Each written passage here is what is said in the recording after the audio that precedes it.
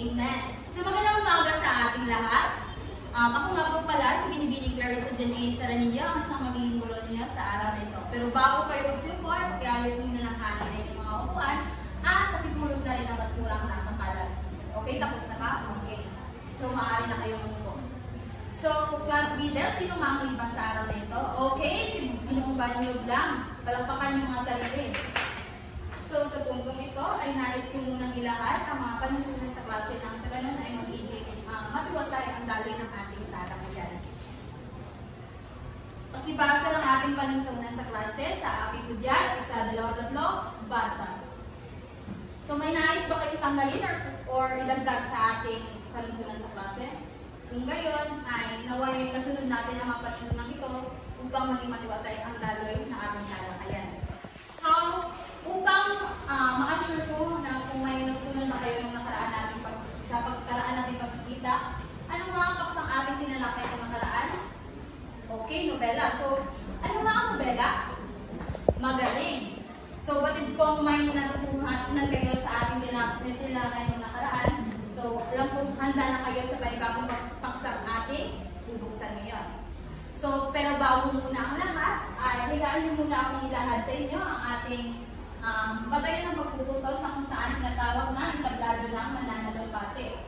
So, bawat pagkat ay may tig-iisang entablado na kung saan ang mga puntos na ating gagamitin ay itong mga mananalumpati. Itong taong may suot na itim na damit ay may katumbas na 10 puntos, habang ang tao naman na may suot na asul na damit ay may katumbas na 7 puntos. So, naway makipag-cooperate kayo nang sa ganun is makapuntos kayo.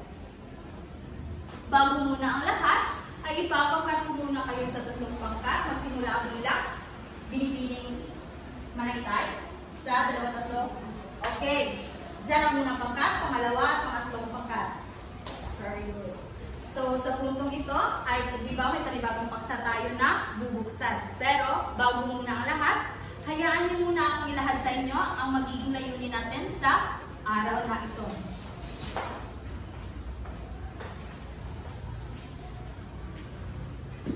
Maaari niyo bang basahin ang layunin? 1, 2, 3, basa. Okay. Naway magkatapos ng ating talakayan ay makamit natin ang mga layunin na ito. So, pero bago muna tayo dumako sa ating formal na talakayan, ay magkakaroon muna tayo ng iilan na gawain na sa ganun is magkaroon talaga kayo ng ideya kung ano nga ba ang paksang ating tatalakayin ngayon. Para sa una nating gawain, ito ay tinatawag na pakibasa, bilang mo, letra ko. So, handa na ba kayo? Okay. Para sa unang bilang, paunahan lamang, ay pakibasa muna ng panuto. So, naiintindihan ba panuto? Okay. Para sa unang bilang, so ano kaya ang salitang nakatago dyan sa mga numero niyan? Okay, tingnan natin kung tama nga ba. Okay, very good. Group 1. So, kung ngayon, mayroon kayo 10 puntos. Para naman sa pangalawang bilang,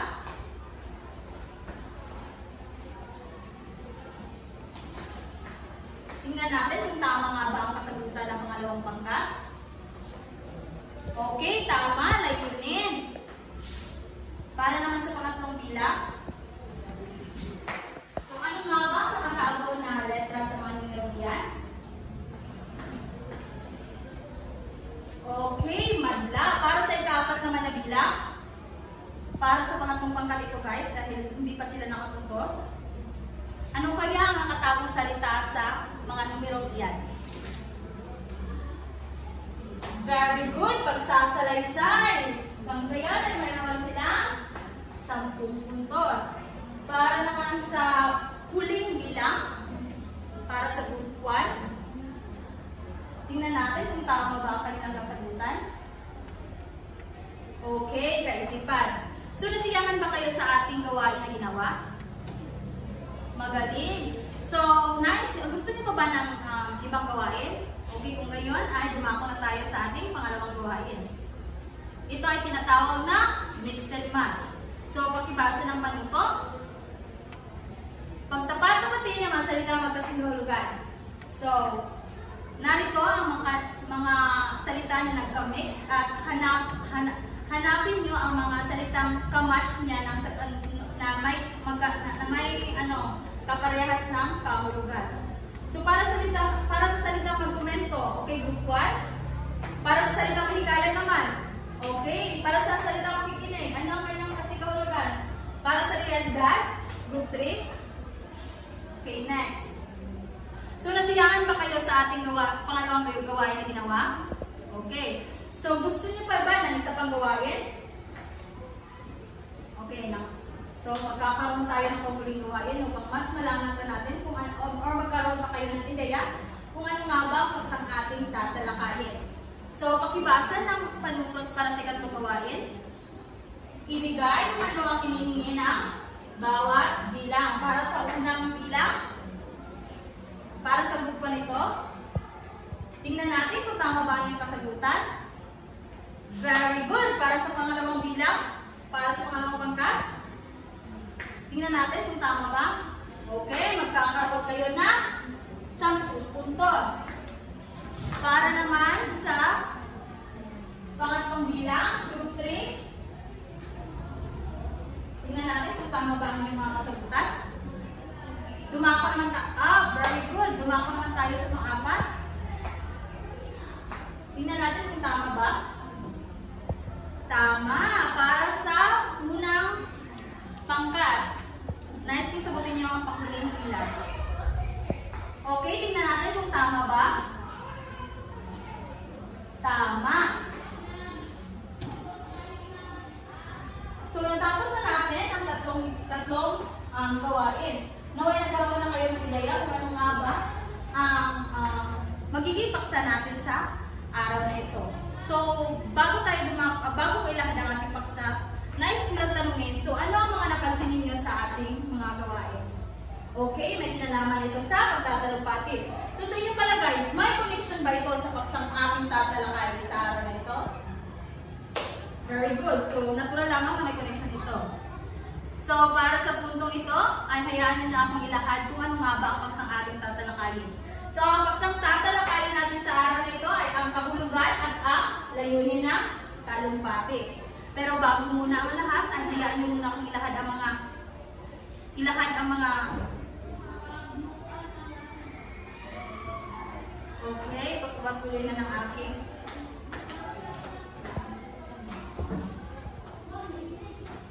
ngayon ay ating ipagpapatuloy ang ating paksang tatalakayin ngayong umaga o ngayong araw. So, ang tatalakayin natin ngayong araw ay ang patungkol sa talumpati. So, ano nga ba ang talumpati?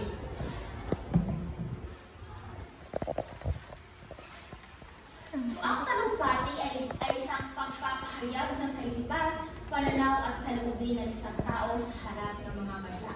So, ang talumpati ay nagpapahayag o maaaring sa pamamagitan ng pagtatalumpati ay maaaring ipahayag ng isang individual o ng isang tao ang kanilang mensaheng nalalaman, ang kanilang kaalaman, ang kanilang salubin at opinyon o maging isyo na kanilang natukasan sa isang lipunan.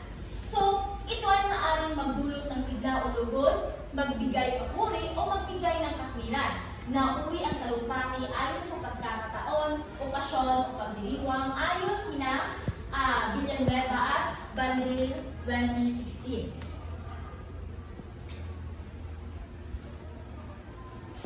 So, sa klawin ng talumpati, ang iba't ibang anyo ng pagpapahayag. Nandito ang una ang paglalahad, pagsasalaysay, paglalarawan at pangangatilan. So, ano nga ba ang paglalahad? Ang paglalahad, ito ay pagpapahayag o pagbibigay linaw ng isang mensahe o ideya o ng isang paksa. So, layunin ng paglalahad ang magpapatid o magbigay ng kaalaman tungkol sa isang paksa. So, ano naman ang pagsasalaysay? Pag sinasabi natin pagsasalaysay, ito ay ang pagkukwento ng mga pangyayari ng isang individual o pagkukwento ng mga iba't ibang mahalagang pangyayari. So, layunin ito na magbigay din ng kaalaman at magbigay ng maraming informasyon sa mga madla o sa mga tao. So, ano nga ba ang, dito na tayo sa paglalarawan. Pag sinasabi naman natin paglalarawan, ang inilalarawan, kung ano nga ba ang inilalarawan ang mga mahalagang pangyayari katulad ng tao, bagay, lugar, at mga mahalagang pangyayari. So, ngayon, pangangatwiran. Ito ay pagbibigay ng katwiran tungkol sa paksa na ating o iyong pinag-uusapan. Iyon ay ayon kay Santiago 1995. Meron pa bang mga katanungan? Okay, maraming salamat. Ngayon ay uusad na tayo.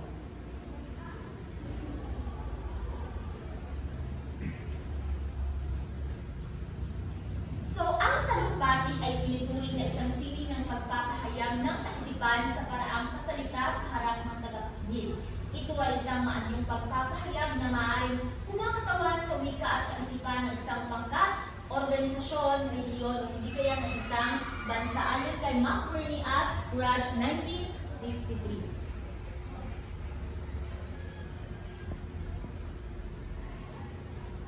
So, batay kina McBurney at Raj 1953, masasabing naging mabisa ang pagtatalumpati batay sa mga sumusunod: pagtugon sa mga tagapakinig, pagtindig ng tagapagsalita sa kanyang paniniwala, ang paggamit ng katotohanan sa pagbabahagi,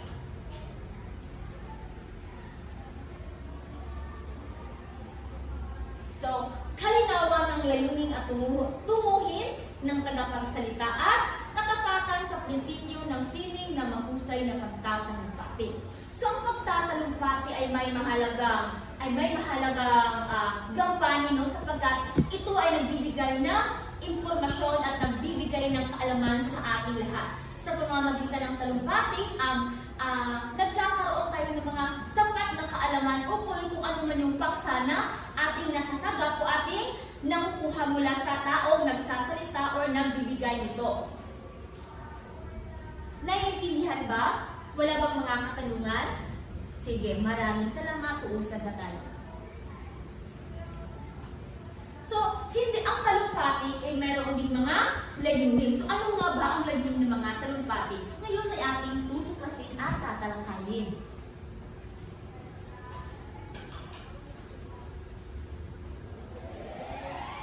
Unang layunin ng talumpati ay ang magturo. So, layunin ng talumpati ang magbigay ng wasto at nararapat na konsepto o kaisipan tungkol sa isang paksa at magbibigay ng wastong paraan na makabuo ng isang bagay. So, ang talumpati ay nagturo sa atin upang magkaroon tayo ng iba't ibang kaalaman. So, unang layunin, huwag kalimutan ay ang magturo.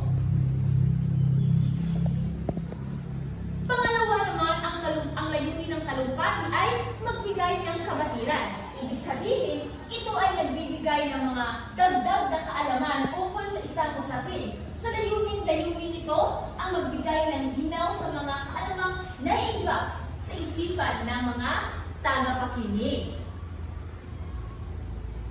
Pangatlong layunin ng talumpati ay ang manghikayat. So, layunin ng isang talumpati na manghikayat o makapanghimong tungo sa positibong pagpapakilos ukol sa isang paniwala o hangarin ng isang individual na isa sa katuparan ng mananalumpati. Ang layunin ito sa pamamagitan ng kanyang tindig paniniwala gamit ang paghahambing ng iba't ibang mga katotohanan.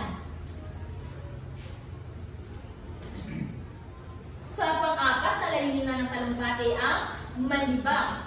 So, bukod sa akademikong layunin ng pagsulat, ang talumpati ay mayroon din maghatid ng kawilihan sa kanyang tagapakinig. Nagiging kawili-wili ang talumpati tuwing inilalapit ng manunulat ang kanyang sariling nakakatuwang karanasan or ang kanyang dinanas ng mga target na tagapakinig. So, ang layunin pala ng talumpati ay manglibang. Ibig sabihin, ito ay magbibigay aliw sa atin. Hindi lang ito nagbibigay ng impormasyon, kundi binibigyan tayo ng kasiyahan kapag hindi tayo mabagot sa ating mga buhay-buhay. Ganon.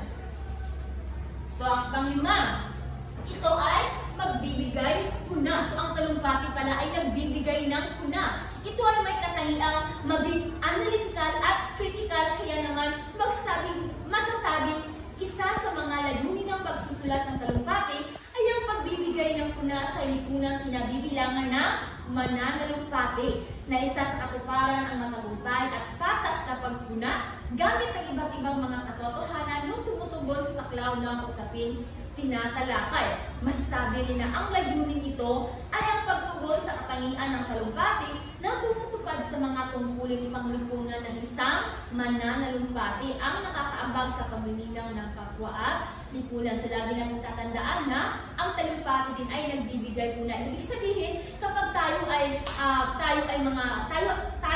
isang mananalumpati, ibig sabihin dapat magbigay ng puna upang alam natin kung ano nga ba ang mga dapat gawin at yun na nga ang dapat gawin.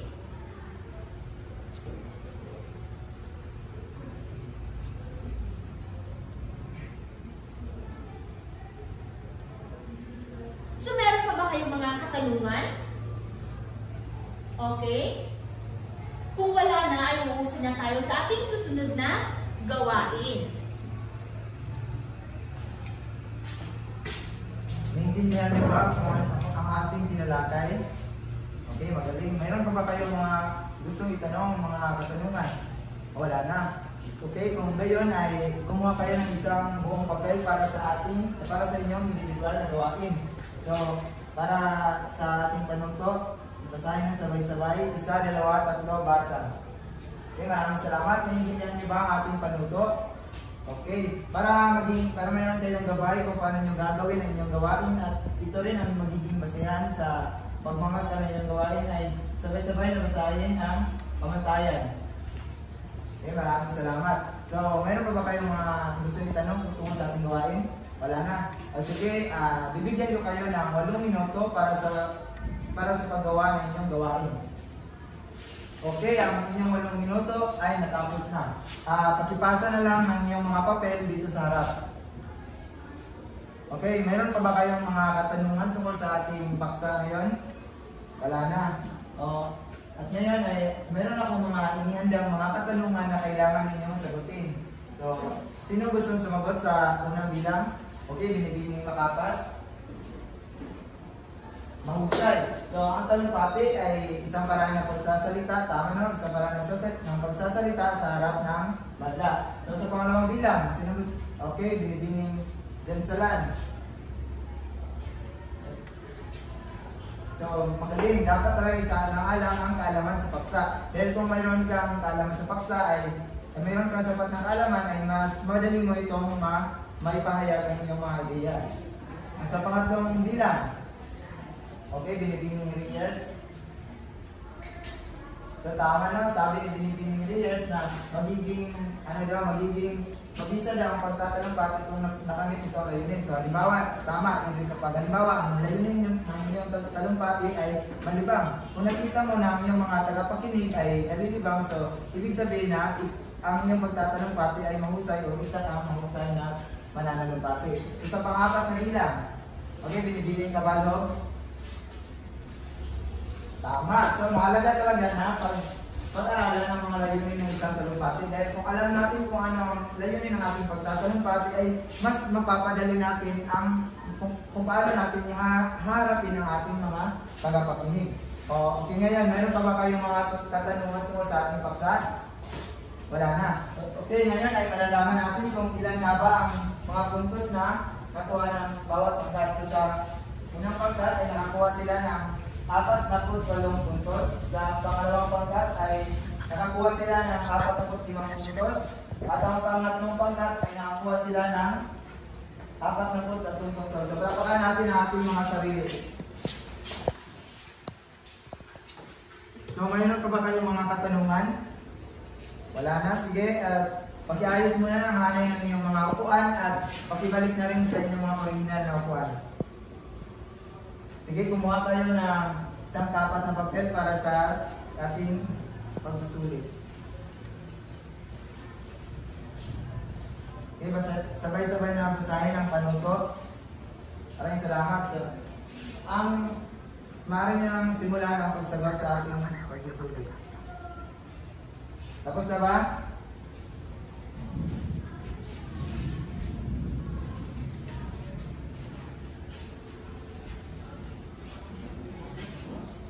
Okay, tapos na.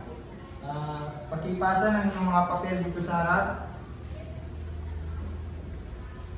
At palitan nyo ng papel at ipasa sa likod. Yung muna isa at ipasa sa likod. At ngayon ay iwawasto natin kung tama ba ang inyong mga kasagutan. So sa unang bilang, A. Sa pangalawa, B. Sa pangatlo, C. Pang-apat, D. Pang-lima, C. At ngayon, wala naman kayong mga katanungan tungkol sa ating tinalakay. Ay, kumuha na kayo ng kwaderno o kunan nyo ng litrato ang ating takdang aralin. Okay, magsitayo ng lahat para sa panapos na panalangin. Sige, Ginoong Garate, mahal mo ba Panguluhan? Amen. So, paalam na sa lahat. Paalam na sa